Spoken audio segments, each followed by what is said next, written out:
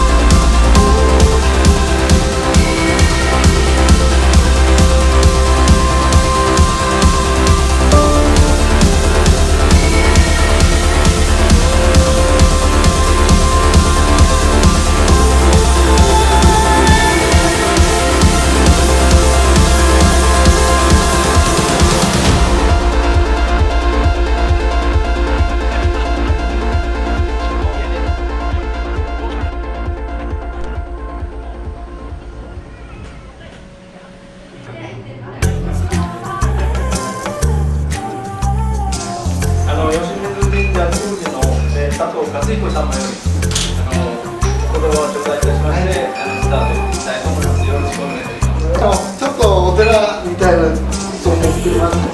時には神主にしよう。まあ、皆さん、何の先生と、出会ったのは僕が最初です。やっぱりどうしても吉野におる限り僕がけしなきゃいけないと思って桜本堂さんと一緒に僕がけ行った時に広からで出会いました。これは何がいきますけど、お願いいたしまして、乾杯のほど、先生はこのデザイン。乾杯。あれがありまして、それからちょっと意識して、いろいろ取材を重ねたり、ちょっと過去の読んだ本を引用したり、ちょっと講釈を加えたり。